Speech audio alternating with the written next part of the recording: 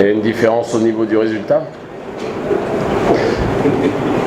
Après, le terrain était aussi pourri. Voilà, donc si vous pouviez faire un effort dans ce pays pour respecter un peu plus les joueurs en les mettant dans des meilleures conditions, ça serait bien d'écouter mon appel, s'il vous plaît. Quels que soient ceux qui seront là, peu importe. C'est indigne d'une équipe qui est championne d'Afrique de jouer sur un champ comme celui-ci. Excellente prestation, on se fait surprendre sur un but en profondeur où notre gardien fait une erreur de jugement. Mais après, il y a eu de bonnes choses. Il y a eu une entame de match qui était parfaite. Il y a eu, si je compte bien, j'ai eu demandé à la fin du match 19 tirs, dont 11 cadrés. Donc forcément, le gardien adverse a fait un match dans la continuité de ce qu'il a réussi à faire pour cette Coupe d'Afrique. On a vu une équipe de Guinée équatoriale déterminée qui est venue pour chercher un résultat, c'est bien. C'était important d'avoir une bonne rivalité. Et puis après, on a fait ce qu'il fallait dans les décalages, dans les efforts, dans la récupération du ballon. Mais malheureusement, dans la finition, on a été un petit peu trop maladroit pour gagner ce match. Pour faire un turnover, j'ai dit à Max Gradel et Wilfried Bonnet qui ne démarreraient pas le match pour faire démarrer Giovanni, Sio et Salomon Kalou, voilà, mais c'était prévu que Wilfried rentre à la mi-temps, Max normalement un petit peu plus tard, mais c'était important d'amener un peu plus de dynamisme, un peu plus d'envie, même si on a bien démarré le match. Après, à partir du moment où on a été mené, lorsqu'il y avait une faute, on n'allait pas chercher le ballon, on manquait de détermination.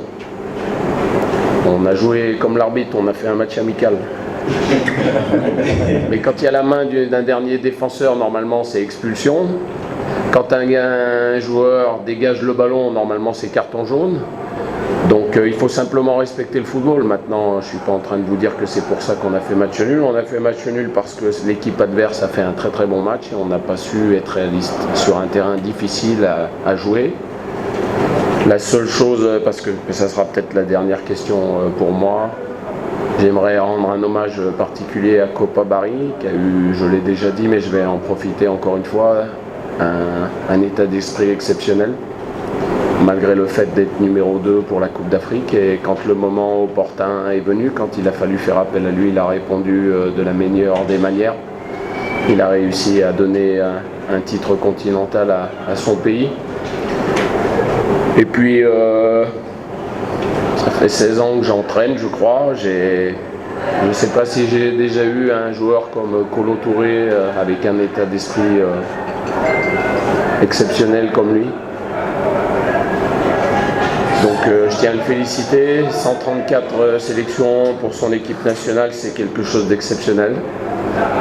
J'espère qu'on se retrouvera. Je suis sûr qu'un jour il sera dans mon staff parce qu'il a toutes les caractéristiques pour faire un bon coach. J'espère aussi qu'un jour il sera sélectionneur national de la Côte d'Ivoire avec son expérience. Donc voilà, on va le préparer et puis un jour il viendra mener cette équipe pour d'autres titres. Donc félicitations à eux deux.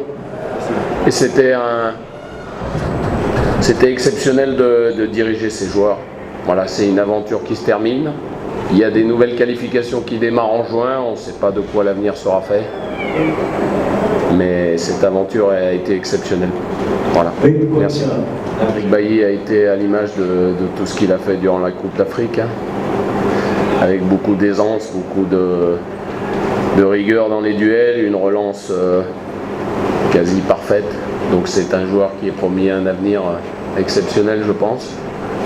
Wilfried, ça a été un petit peu plus difficile en première mi-temps et s'est bien repris en deuxième mi-temps. Il faut qu'il soit plus fort mentalement, je lui ai dit.